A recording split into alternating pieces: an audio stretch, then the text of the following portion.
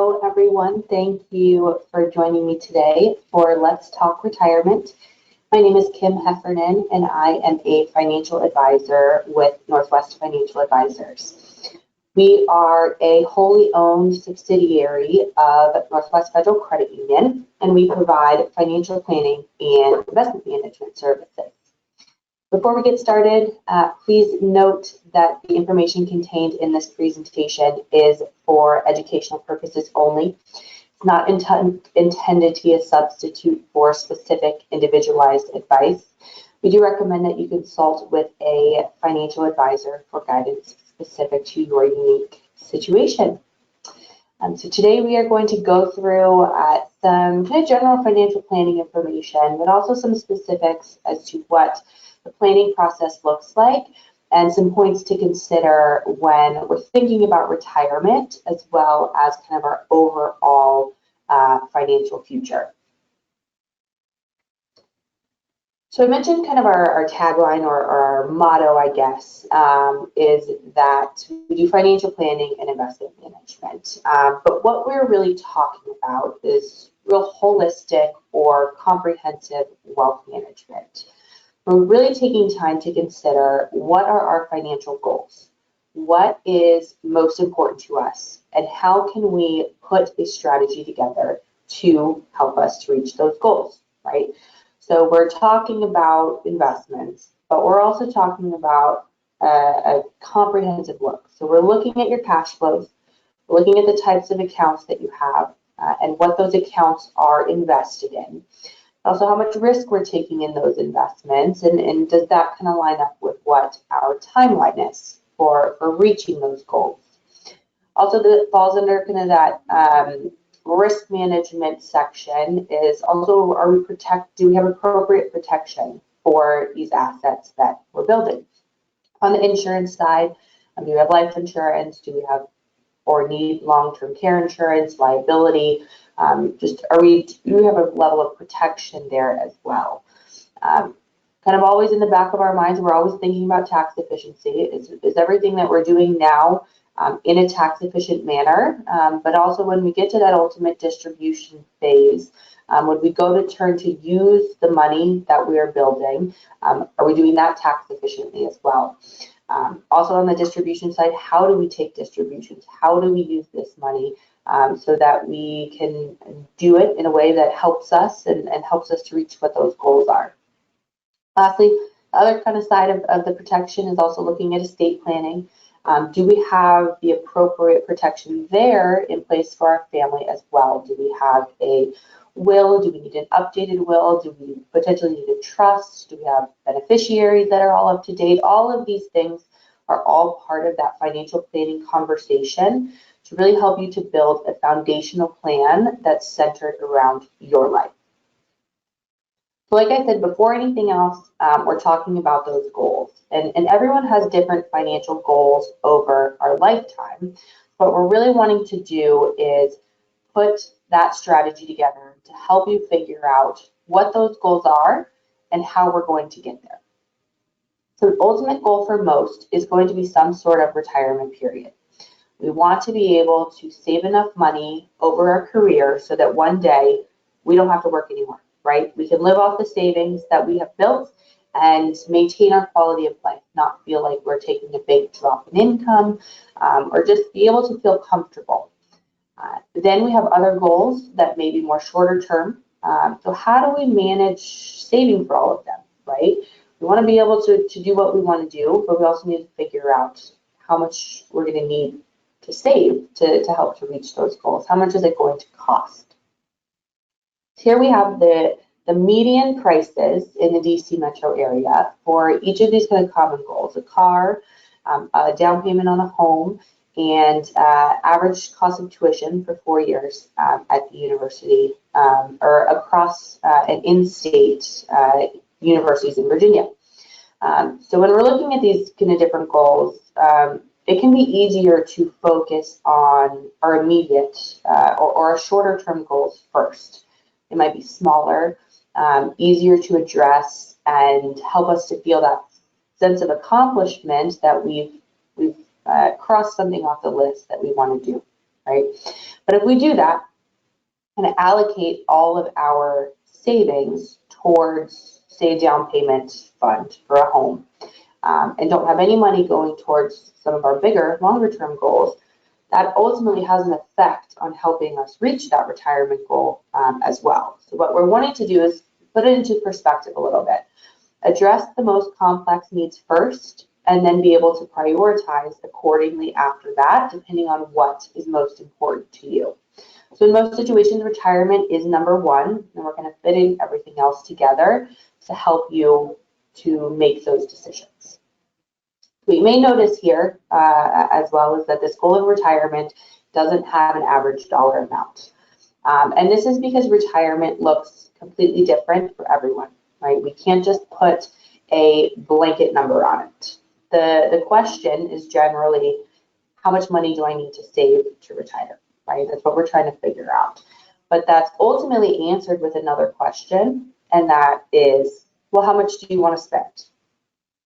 We build all of these retirement assets so that we can draw money from them, take a paycheck from our TSP or a 401k or IRAs or any other investment accounts that we've set money aside in, right? So someone that wants to draw an income of $60,000 per year doesn't need to set aside as much money as someone who might want to take $150,000 per year from those assets, right? So it's part of the process.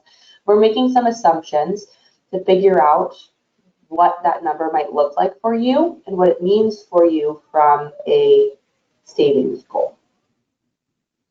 So we've kind of gone through what your goals might be, or whether we know kind of what they are or not. We can have some idea of kind of what we're working towards, right? But we always need to come back to where we are right now. So what are our cash flows? First order of business, what's coming in, what's going out, where's it going to? We have excess each month at the end of each month or after we get 2 paychecks. Are we breaking even? Are we putting money towards retirement? Are we making debt payments? Are we making 529 contributions? Just what are we doing with our money? And is it ultimately helping us to reach what those goals are for our future? Then moving around the wheel a little bit with where we are right now in terms of cash flows, do we have the appropriate protection from an insurance standpoint? Do we need life insurance? Do we have enough? Do we have health insurance? What happens to health insurance in retirement? Looking at liability coverage, looking at long-term care. How do we consider the different types of insurance that we might need as we move through kind of our career or move through our life cycle, right? So at a high level, we have 2 types of life insurance coverage. We have term coverage and we have permanent coverage. Like term coverage covers you for a specific term, right? A specific period of time. Whereas permanent coverage offers you coverage for the rest of your life. Depending on your family's situation, where you are at in kind of this life cycle that I mentioned, one might make more sense over the other. So life insurance is an income replacement tool. It's designed to supplement a loss of future income that your family would experience if something happens to you. And this need changes as we move through different stages of our career. So we're generally wanting to cover some of the bigger expenses that our family might have, like a mortgage, or if we want to make sure that college can be paid for any kids, or a move, or end-of-life expenses, all of these kind of big cost goals, right? We don't have these needs anymore. If our kids are through college, if our mortgage is paid off, this might lessen the need for life insurance. But how do we weigh those values to figure out how much coverage we can afford and how much coverage we want to pay for? With health insurance and with liability insurance, same sort of thing, is what we're paying appropriate for the coverage that we're getting. From a health insurance standpoint, when we're talking about retirement, we're also thinking about if we're going to be able to continue health insurance coverage when we retire. Will our employer provide that for us? How long does it go for? Is it for the rest of our lives? Or are we potentially going to need to bridge the gap between retirement and being eligible to receive Medicare? So is that another cost that we need to consider in the retirement planning process? Other side of that, do we have appropriate liability coverage? Do we pay a certain amount that makes sense? We do have the Northwest Insurance Agency. They can assist with shopping quotes and looking at liability, auto, home, umbrella, and potentially saving money there. Then moving to the long-term care side, is this a goal that we potentially need to add in for you as well? Is it a concern? Is there a longevity in your family or potentially a health history that you might be concerned about? Do we have any means of potentially self-insuring? Do we have a pension or do we have other savings? Or is this really something that we want to consider from a cost standpoint that taking on either now, depending on how old we are, or once we move through, get a little bit older and get closer to retirement, or potentially needing that coverage? There's so many different types of long-term care policies and different types of coverage available now. There's a lot of options that can help to fit into what that plan looks like you from a longevity standpoint. All of this leading now to that kind of big goal of retirement, right? So that's what we're primarily going to be focused on, determining what options we have for retirement. Looking at three things, really. And that's how much income we need to comfortably retire for ourselves, where that income is going to come from, and how long we're going to need that income to last. So essentially, how long are we planning to live for, right? Generally, we have 2 to 3 sources of income in retirement, depending on your situation. First being a pension. If you are eligible for a pension through your employer, what does that provide you? Some level of Social Security at some point in the future, depending on age. We do still plan for it, but knowing that we're not sure what's going to happen, right? And then we have our savings and our investments in 401ks, TSP, IRAs, brokerage accounts, and cash. So with these different pots of money, can we get to where we want to be from an income standpoint in retirement? Or do we need to do more now to help us to make that look a little bit better? In most cases, we are going to be planning for longevity. This chart is as September 2022, but the probability of a 65-year-old reaching ages 85, 90, 95, and 100 years old. So there's a 63% chance that a male non-smoker will live to be 85, and a 72% chance that a 65-year-old female non-smoker will reach age 85. There's a 90% chance that at least one person in a healthy couple will live to be that age, and that only drops to 73% when we look towards age 90. So we want to kind of keep this in mind. We use this information when we're planning because we don't want to outlive the savings that we have spent our lives accumulating, right? We want to be able to continue to have a good quality of life with the income that we need or want, no matter if we live for 10 years or 35 years. In some cases, we could potentially be in retirement for longer than we worked for, right? So we want to be able to plan to have as much flexibility, as many options with income as possible. What we're kind of saying, in a general rule of thumb in planning, is that we can draw anywhere between 3 and 5% of our assets throughout retirement every year in retirement to not run out of money. So what does that mean from an income standpoint to plan to live anywhere between 30 and 35 years from a longevity standpoint? So usually our primary source of income in retirement is going to be those distributions from the savings that we have been setting aside, right? So during our accumulation phase of our career, we're looking at employer-sponsored retirement plans like the TSP, the VIP, 401ks, 403bs, retirement accounts like traditional and Roth IRAs. Also, we have our cash and our non-retirement investments as well. And so this is what we're looking at to estimate that withdrawal rate of somewhere between 3 and 5%. So in these accounts, how are we invested, and does that align to help us reach that goal? Right? We want to make sure we have appropriate objectives. We're taking time horizon into consideration. We're looking at our risk tolerance, because that can have a huge effect on the value of our assets when retirement comes, and our ability to draw 3, 4, 5, even more, depending on what those investments have done for us. Okay.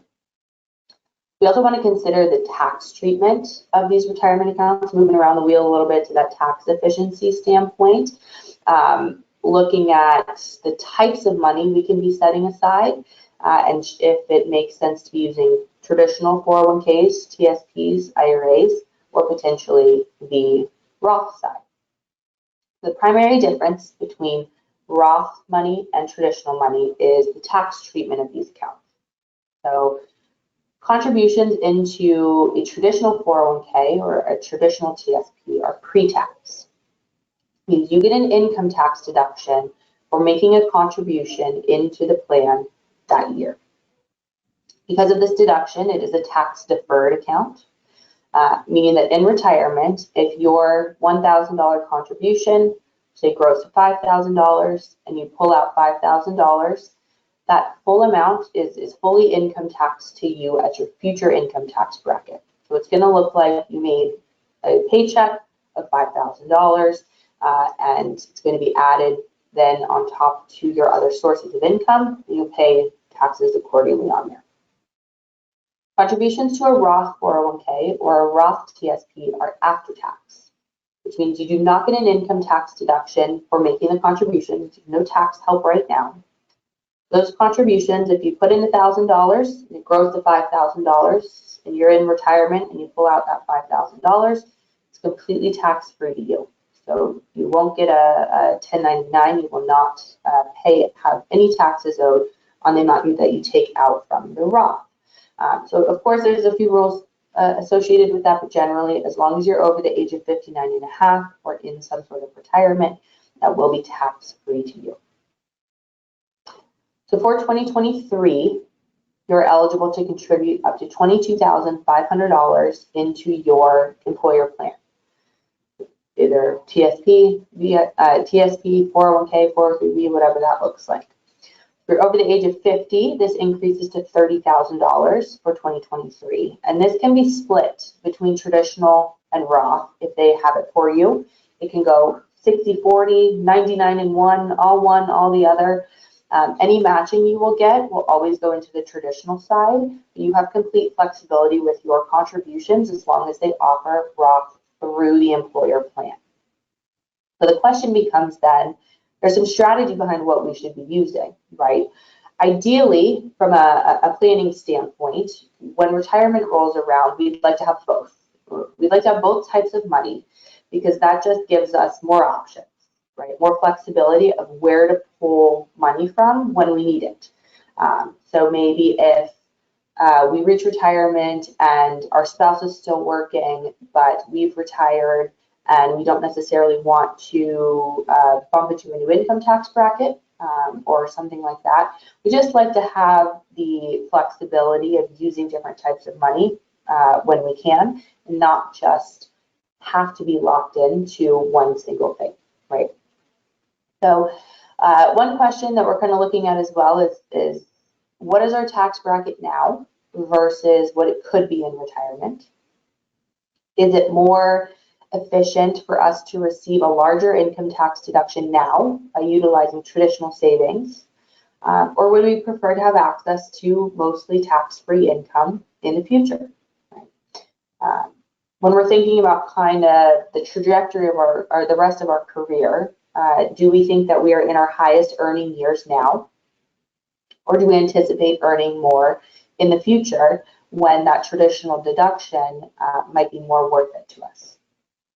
One common idea about retirement is that it is generally assumed that we will have less income in retirement than we do while working.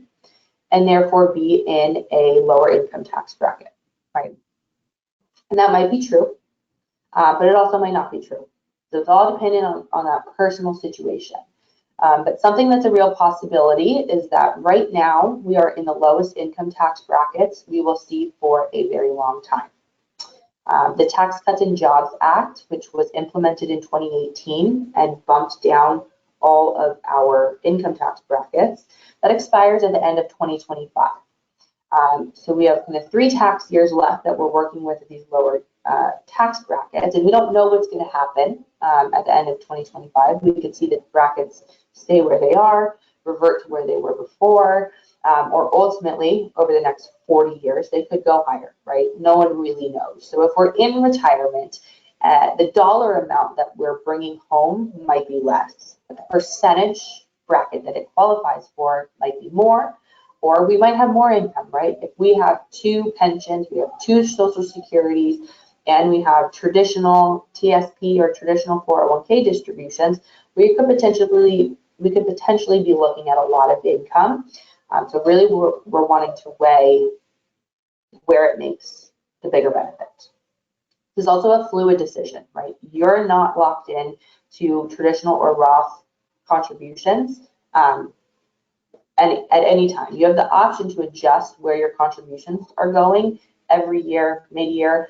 So it's a good thing to also kind of review as we get raises, as we take different jobs. At what point does it make more sense to break into traditional or Roth or make the changes there?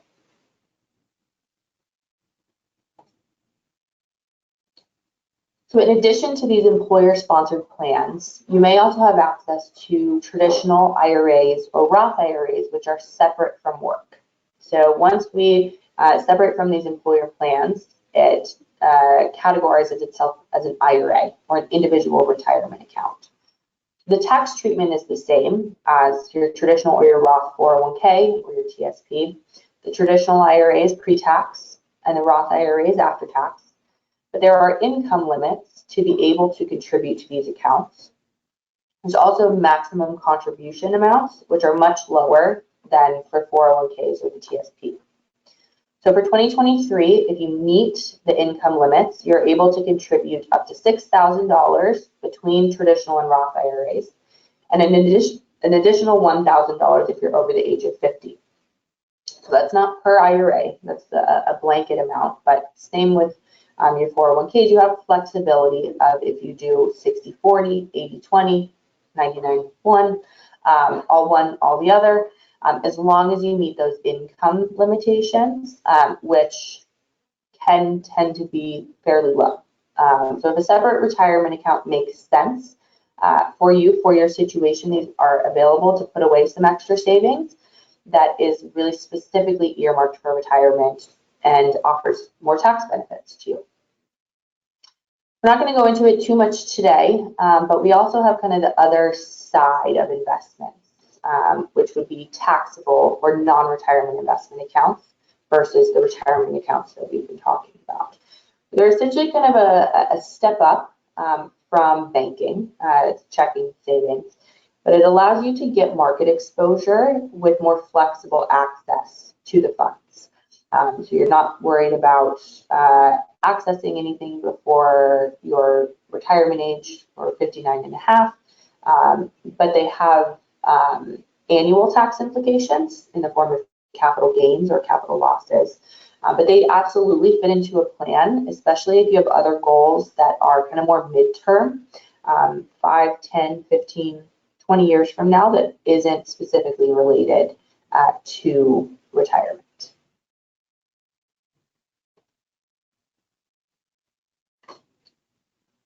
So within these retirement accounts, we've kind of decided where we're going to put, what type of account we're going to put the money into.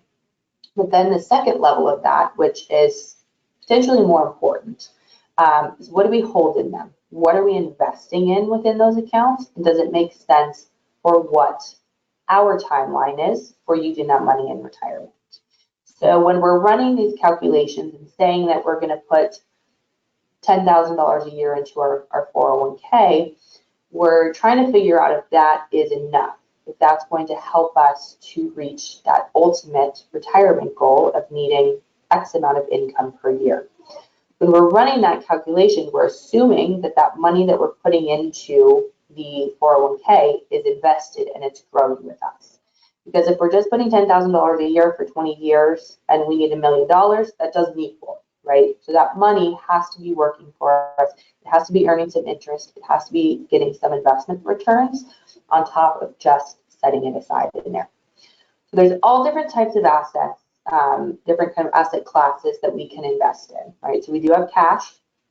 We have fixed income, which is the bond markets. So government bonds, municipal bonds, private company bonds. We have equities, which are stocks. So we can have stock of US companies, international companies, different sectors of the economy like financial companies or energy companies, technology. Also looking at alternative investments like real estate or commodities. And another kind of asset class is probably what's mostly available to you in your employer plans are mutual funds.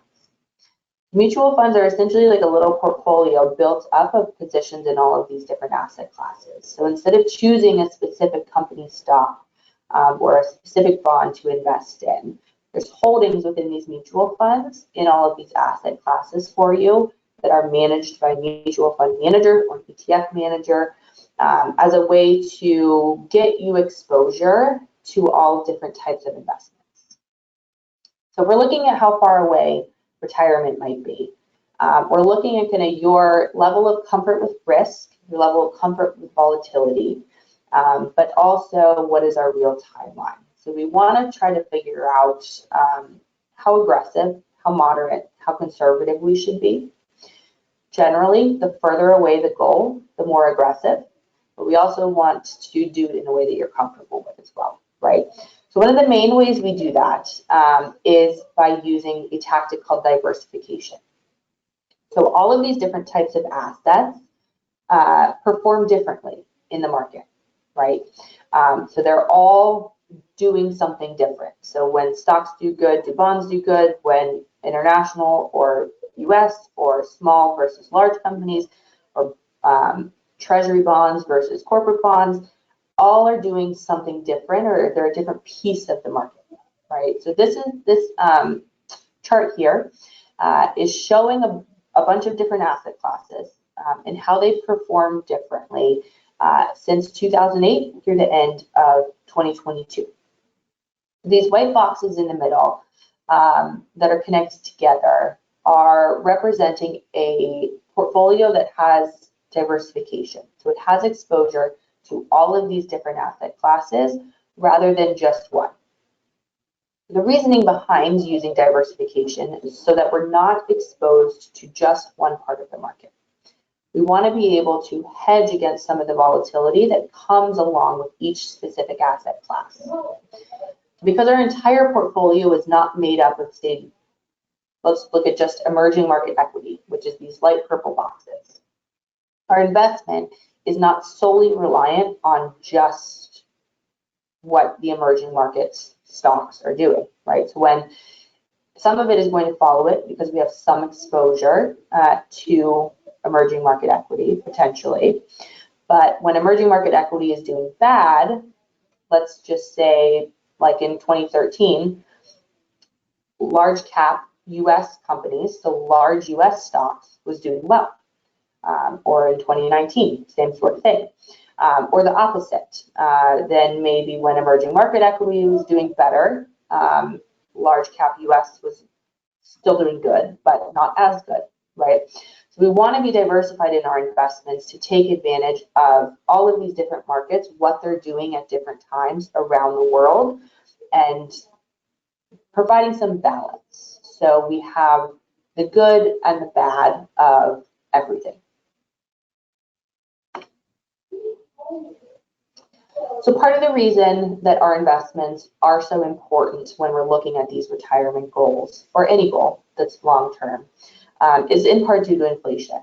So while there's risk in investing and having exposure to stocks and bonds and different sort of things in the markets, there's also risk in keeping too much cash. Over long periods of time, like a career or a lifetime, money loses its purchasing power due to inflation. So if the assets that we have are not invested and they're not earning equal to what inflation is or more on the long-term average, we're losing value, right? We're reducing our ability to purchase the same amount of goods in the future. So we want to make sure that, especially when we're looking at retirement, having, say, $50,000 of income is going to be equivalent, or we're going to have equivalent to that for what $50,000 might mean 40 years from now. I want to make sure we're not too conservative in relation to what our goals are and what our timeline is for those goals, because we might need retirement income 40, 50 years from now, right? Yes, inflation is running high, right? But we have been spoiled recently with virtually no inflation over the last market cycle. And we do anticipate it beginning to settle. It's already beginning to settle through the end of this year, over the next 2 to 3 years, really getting back to that targeted average of somewhere between 2 and 3%. The other side of it, though, is this isn't a one-time thing. This could potentially happen at another point during the rest of our life. So we want to be able to take a step back and really see what it means to our investments and to our long-term goals. These last few slides are going to take a look at volatility a little bit and the importance of being diversified and keeping in mind really what we're doing with our money. So we're making these investments because we have a certain number of years, ideally a long-term time horizon, to really get our money working for us. And if we make the decision to sell our investments or be too conservative, like I said, it really can hurt our overall plan. So this chart here is one of our favorites. We're looking at the performance of the S&P 500 every year since 1980 through the first quarter of 2023. So on the bottom in the orange, we have the low point that the market hit that year, and then where the index ended the year on top in the gray or the dark bar. Some of these fun years to highlight, of course, last year we hit down 25%, ended the year down 19, 1987, 2008, 2009, even 18, 19, 20. The theme being, though, is that we hit these low points every year. There's not a year on this chart since 1980 that we did not have a loss at some point during the year in the S&P 500. Yes, some are absolutely worse than others. Down 49% is not the same as being down 3%. But we just want to take a look at how we hit low points in the markets more often than we may realize. Whether it's because of an end of the year sell-off like we had in 2018, a correction, which we experience a 5 to 7% correction every year, a bear market, a full-blown recession, whatever it may be, these declines don't last, right? The stock market has recovered time after time. It's recovered from these disruptions, and they've ultimately been short-term declines. The markets have gone on to post gains in the years following volatility. Historically, we see some of the best days and years in the markets come extremely close to some of the worst. We can see kind of in 87, 88, 2001, 2002, 2008, 2009, even 20 and 21. What's happening around the world, what's happening globally is new, right? Every time something new is happening, but the market reaction is not. And we just want to be able to provide some perspective to really what our long-term goals are. So if you stayed invested in the S&P 500 only, from 1980 through 2022, you would have returned 14% despite all of those ups and downs, which is pretty dang good, right? But the other side of it is that this is also why we don't want to be solely exposed to the S&P 500, so that we can have exposure to different markets around the world, hedge against some of this volatility and really have our money working for us the best that it can be. So if we were to sell out completely or be out of the markets or in cash for any period of time, the question becomes, when do we get back in? Right? So here we're looking at if we invested $10,000 into the S&P in 1980 and we missed the 5, 10, 30, and best performing days in the S&P 500. So of course we cannot pick the best days to be invested. But like I said, market history shows that some of the best days come very close to some of the worst. So by being out of the market, we could be missing some sort of potential rebound or the ultimate potential rebound when we get into the new cycle of the upward side of the market cycle, right? And by the time we feel comfortable enough in what the markets are doing, we might be too late. We might already be at the height of the cycle again.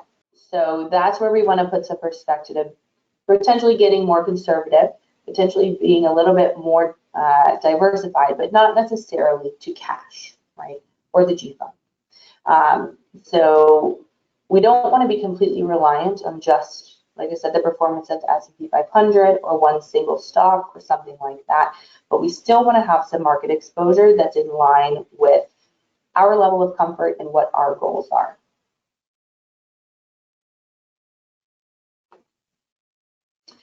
So I did mention Social Security earlier as kind of one of our secondary or third sources of retirement income. We do plan for Social Security as it stands now, but of course taking it with a grain of salt, given how far away you might be from drawing.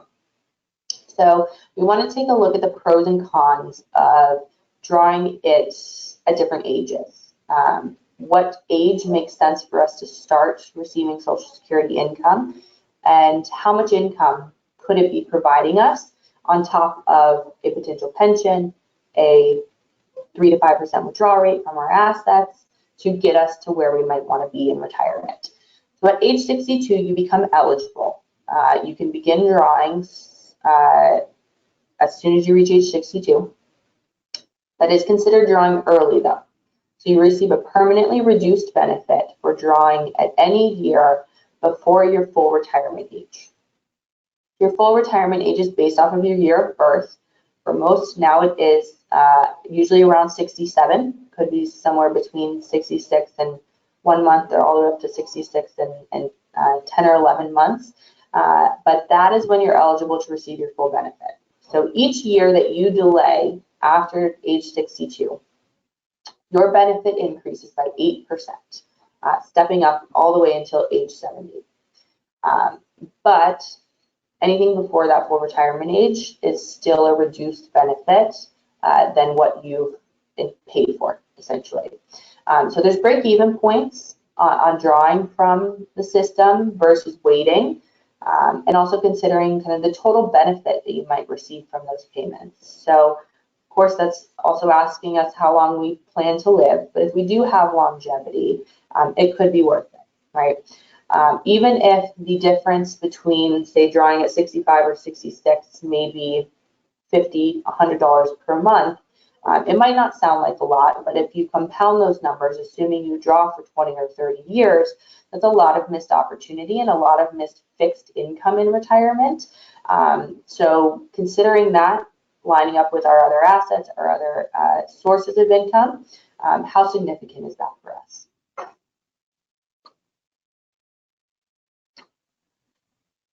So Social Security, pensions, investment assets, all of these things are providing us that estimated income level in retirement. So based off of that number, we get back to those retirement questions from earlier. Is that enough, or do we think it will be enough?